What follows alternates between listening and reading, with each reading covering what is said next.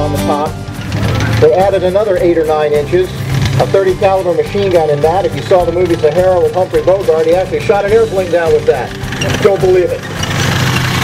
This tank originally came to us without that cupola. It had split hatches as used by the Australian forces in Burma. This particular tank is a late model variant of the Lee. They made about 8 or 9,000 of these before they went to Sherman production, and this is one of the last ones off the line. You'll notice if you compare it to the Grant has big doors in the side. The early Lee tanks did too.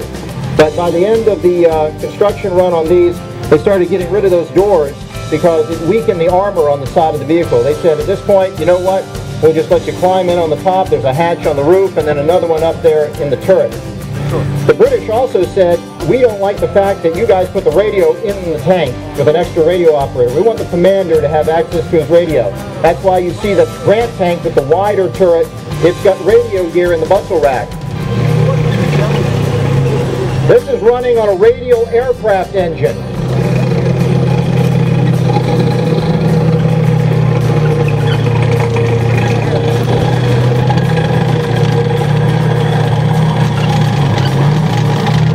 The British used both Lees and Grants in the desert. When we went into Tunisia, we had actually planned on taking all Sherman tanks. But at the last minute, the British needed some more tanks, so we sent Shermans to the Brits.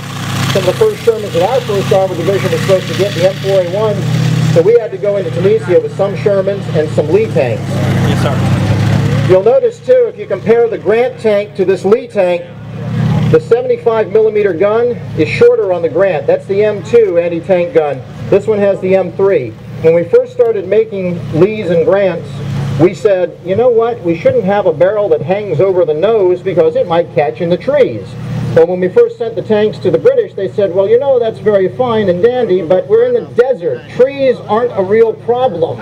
We don't mind the overhang, and if you extend the length of that barrel another 6 or 8 inches, you keep the pressure behind the projectile that much longer, you get a lot stronger hit. Joe Foreman on that tank, Mike Tyson on this one. So the 75mm on here is the M3, and it's a very good tank gun. The downside is that it's mounted in the hull. It can only traverse a little bit left or right, then you've got to aim the whole tank at your target. Also, you cannot assume a hull down position. Your little gun up on top can spin around, but the big gun needs to be up. You need to be up on the surface, basically, so you can turn your whole tank in the general direction of fire. We're thrilled to have that vehicle here as part of our collection. Like I say, I like to refer to it as the granddaddy of the But we've taken younger, and we will make accommodations. We want dedication more than age. And the younger you are, the more we can work you. We tend to assess people here not so much by their age, but how many jerry cans full they can carry. Oh.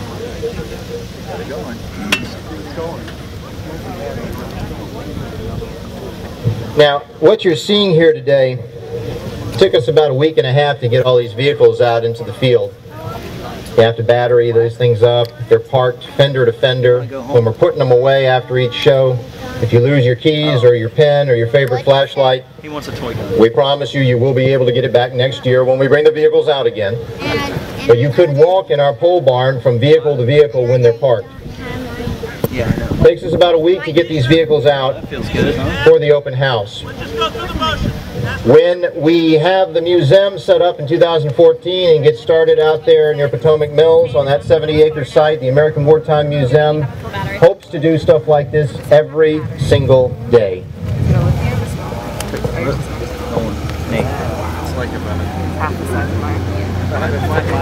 Looks like they've got the 2 dingoes running here along with the Humber armored car. These are British reconnaissance troops.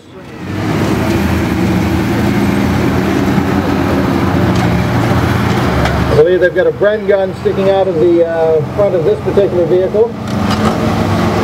This one has a 2-pounder cannon here, roughly 40mm. Another Bren gun mounted up here in the dingo, and you'll notice too the camouflage net on the front When they stop for either the evening to encamp or just to stop for a while and observe the enemy from a distance through their binoculars, they'll throw that camouflage net over, they'll add some foliage to it, and if everything works just right, they'll look like just more bushes in the background.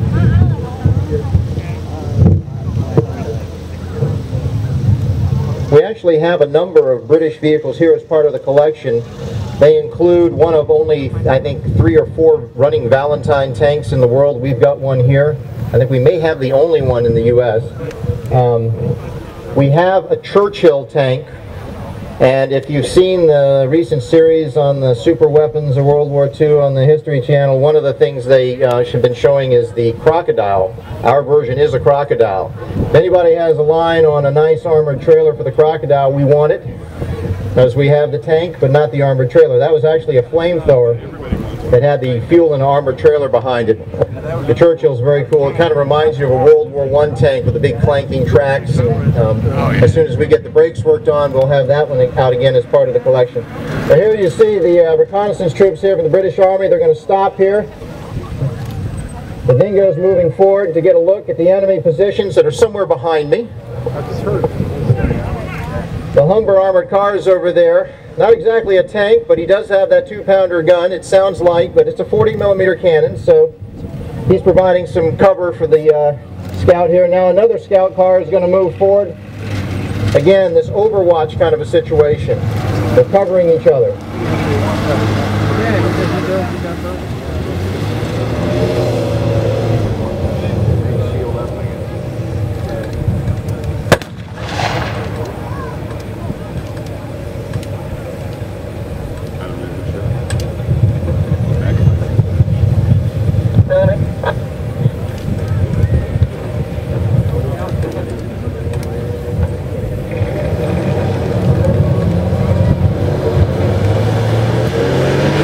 So he's seeing the enemy, and you can see now him demonstrating how he can back up just as fast as he got into the trouble. His driver's seat is positioned so that he can look over his shoulder very easily. And away he goes, back to cover. What? So the second Dingo is now going to move back. And if this is a properly carried out reconnaissance mission, they're radioing now, telling the tank corps to come forward.